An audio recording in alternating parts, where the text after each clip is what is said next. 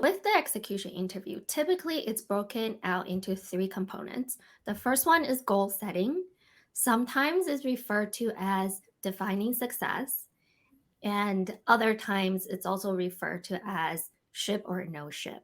It's all asking the same question, which is this product healthy enough for us to claim success? And if it's successful, then let's ship it. If not, then let's not ship it, right? So these are three ways of saying the same thing, asking the same question. After this, then typically we go into doing trade offs for particular products. And then at the end, there's usually a debugging component. Okay, Are so these really like the only three question types we'll get in the execution portion? And will we get all yes, three or just two of them? you will get all three if you Okay. don't run out of time. And unless things have changed, this is the structure to all execution interviews. It also depends on the interviewer. Typically, the debugging question is not very long. So if there's time, we would do a debugging. All right. So now let's talk about goal setting. And I'm going to now run you through the formula that I use and the steps I take for a goal setting question. The first step I want to think about is I want to define a North Star. And the way I do it is first, I talk about what the product does and how it helps the company. Then I talk about what success looks like in very plain English, not in terms of metrics, but in plain English. What does success look like for this particular product?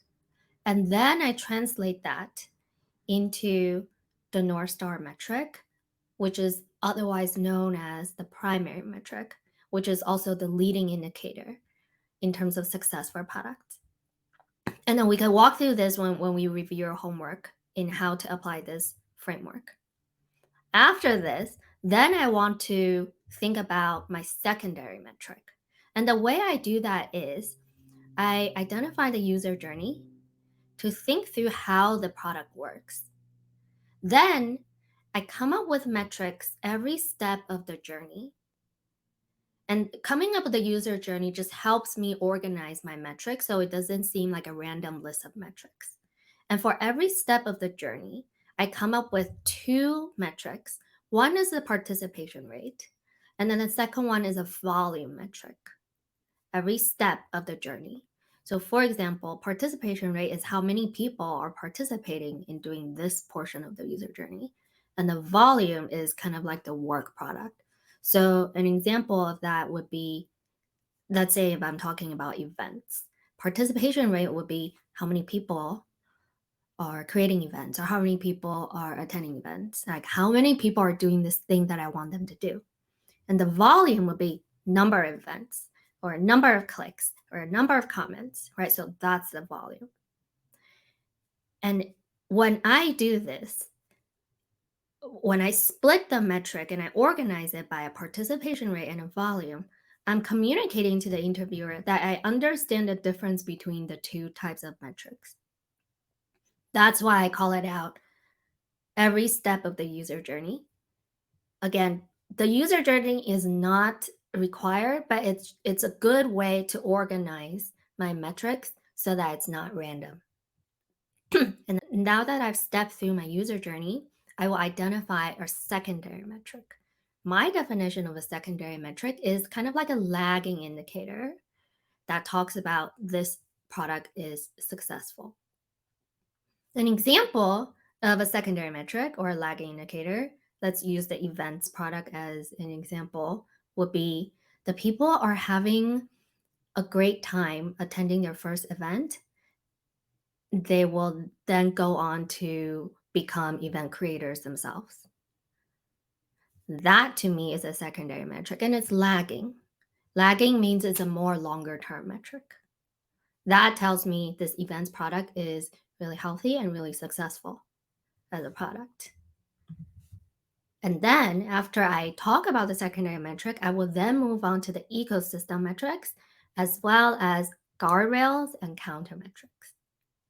So here, I want to think about the downstream and really long-term impact when it comes to ecosystem. What does that mean with the events product? Super downstream would be I've attended some events and I've met new people. I have become Facebook friends with the people that I've met at these events. And I am now more active on Facebook with the new friends that I made.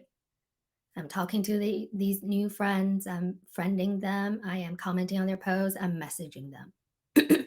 These are all downstream impact, aka ecosystem metrics that I could track as a result of the events product being very successful. Now, number 8 is identify guardrails and countermetrics.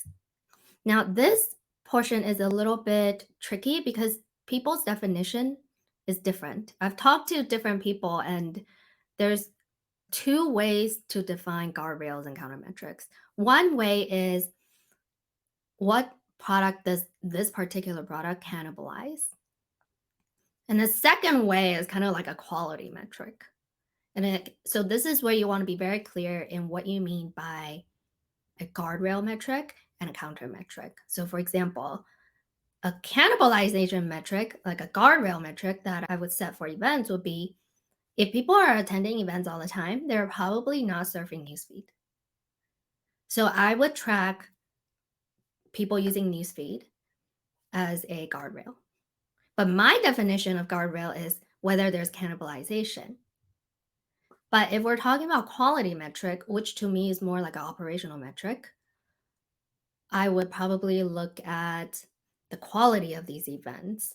Are there scams that people are where people are selling fake events and getting you to pay, etc. So that is an example of guardrail slash countermetrics as step number 8. So I'm going to pause here. This is everything we need to know about goal setting.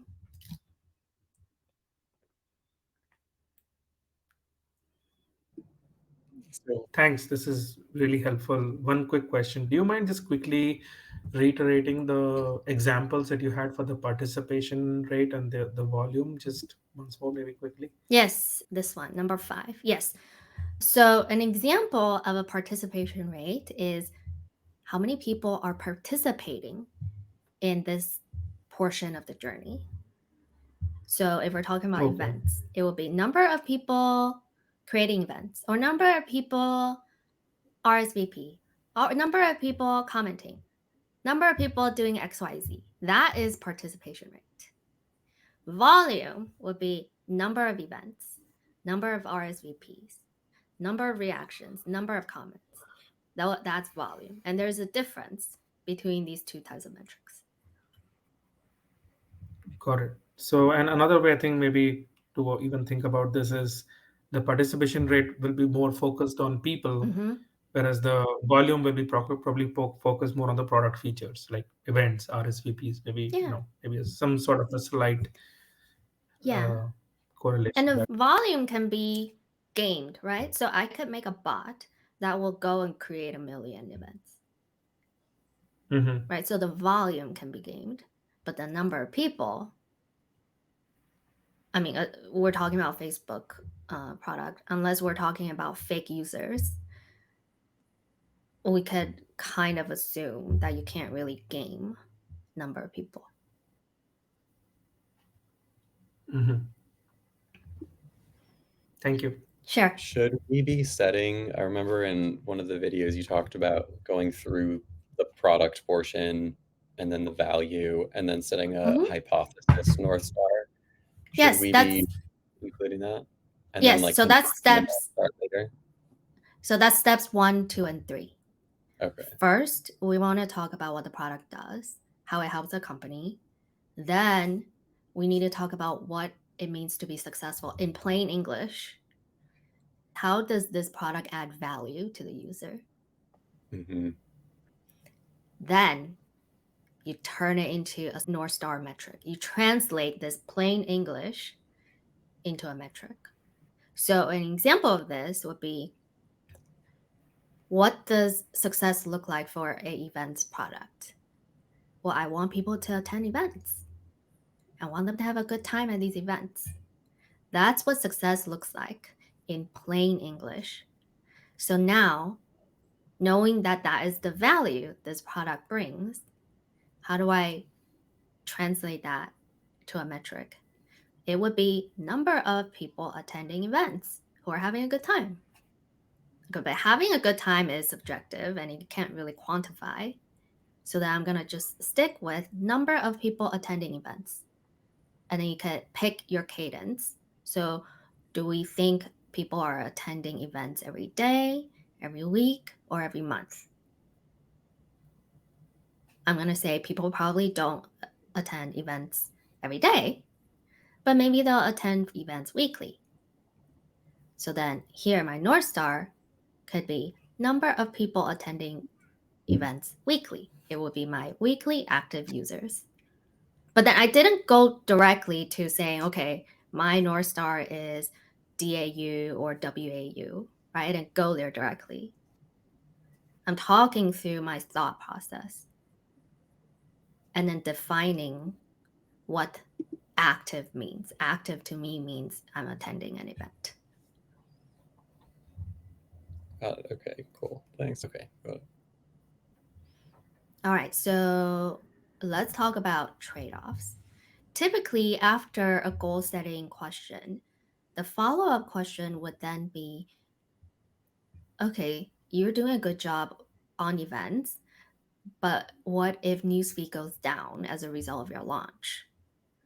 This is a trade-off question.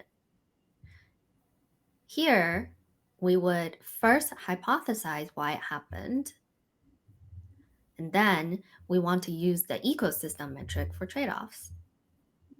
The ecosystem metric in the events example would be something like active users and time spent on Facebook, the platform, right? Because we're saying and we're hypothesizing the downstream impact for events is people are having a good time attending these events and they will attend more events.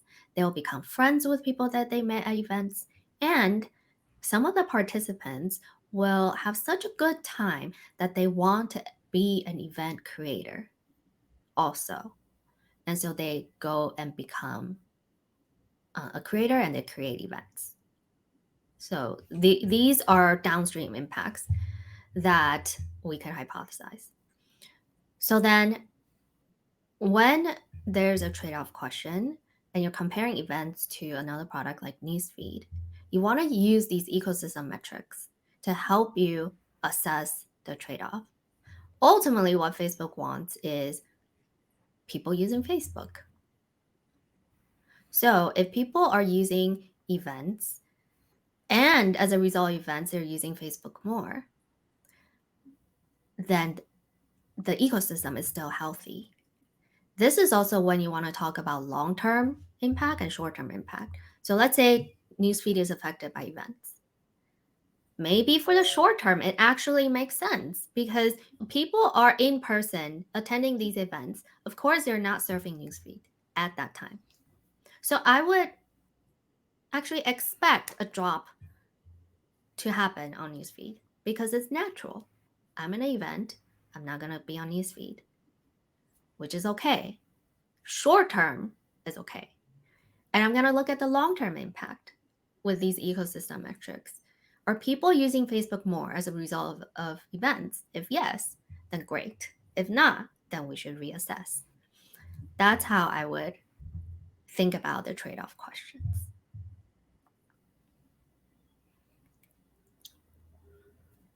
I have one super quick question. It kind of goes one step back on defining the metrics, and maybe hopefully this is a quick yes or no answer. Should we focus on, or should we mention any like tangible goals that as a PM I would hope to increase this by like X%? Is that ever expected for you to talk No. about? It's not about increasing a metric to X%. It's not about coming up with what the X is. Right. Okay. No, I just wanted to know if there is some, they at any point, okay, how much would you increase it by, like some sort of, go to market sort of that planning or strategy that is expected. All right, so now let's talk about debugging. Debugging is usually framed in terms of, okay, so now user engagement has dropped by 20%. What do you do? This is a formula that I use. First, we characterize what this drop means, what it is. Then we come up with hypotheses that might have caused it. It could be a bunch of external causes and could also be a bunch of internal causes.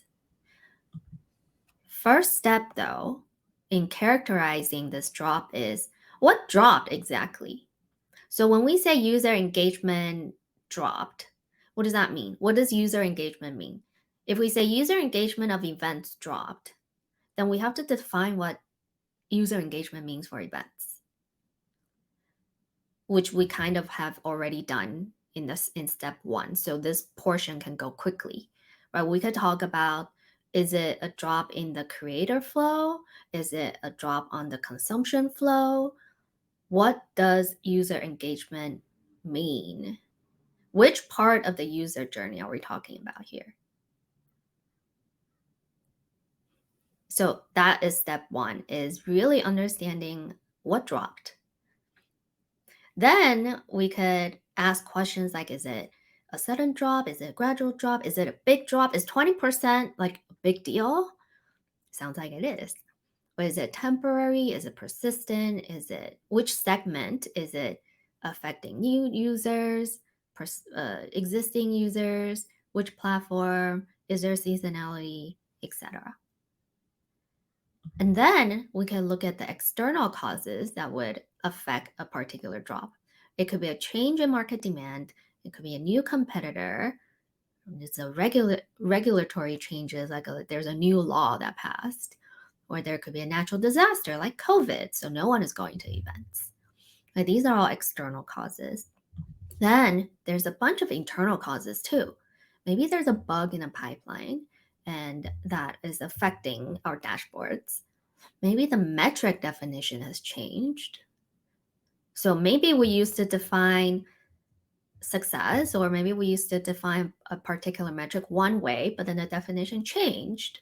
And so now it looks like there's a drop because the definition changed. Or maybe there's an experiment that is running, whether it's our team or someone else's team that is affecting us. That could be the reason why. Or pricing has changed. Maybe now Facebook is charging creators for creating events, so now they don't want to create any events on Facebook. Or there's a marketing spend that changed, the product changes that we push out new features. And then, of course, now we are left with debugging the user journey. Which part of the user journey are we seeing this drop? So that is how I would approach a debugging question. Any questions? Are we supposed to, on like trade-offs and debugging, arrive at an answer of like which we should trade off and like what I guess the debug is? Or The trade-off question the answer is always, it depends. okay. And then you have to say, okay, if this happened, then yes. If this happened, then no. Yeah. The Okay. answer is always, it depends. Okay. And then a debugging question, I've seen people do it differently. So for the interview that I got for debugging, they didn't need me to actually come up with a solution of what went wrong. They just needed me to like talk about everything that could go wrong. Okay. But other people have gotten questions where they actually did want to actually solve this puzzle.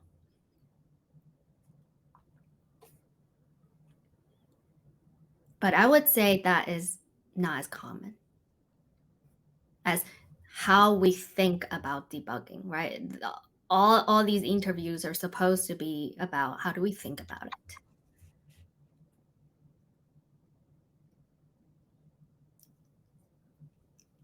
Anything else before we review your homework? Yes. Well, sorry, one question. Again, I think you mentioned a little bit towards the beginning. I may have missed it a little bit. So it's whether it's the initial screen or the final screen, right? Mm-hmm. Execution is part of both. Yes. It'll always be these three things like metric, trade-off, and Mm-hmm. debug Yes. in this format. In this format. Sometimes the trade-off can be framed differently. For example, let's say if the product is Facebook Watch, should we release one episode at a time or should we release one season at a time? Or should we put an ad in the beginning of the video or in the middle of the video? But the But formula will it be preceded? Sorry, the go ahead. formula is the same, which is first we have to hypothesize what this product is doing. So let's say if it's an ad in the beginning of the video, what does that mean for the ad product versus the actual video product? What does that user experience feel like? Versus putting an ad in the middle of the video. What does that mean? Why would we do something like that, right? Always hypothesize the why. Why would we do that? What's the pros and cons? Then we want to think about the ecosystem metric that affects both the ad and the video. The ecosystem metric here is people are probably watching more videos regardless of the ad. Like the ad doesn't matter. Even with the ads, people are still watching videos and the advertisers are making money. Right? That is a healthy ecosystem. So if we know what makes the ecosystem healthy, then let's look at the trade-off. Which combination makes the ecosystem healthier? Ad in the beginning versus ad in the middle? Or releasing one episode at a time versus releasing one season at a time, like the Netflix model or the Disney Plus model? What works better for the ecosystem? So the formula stays the same. Sounds good. Should we review homework now? Okay, let's do it.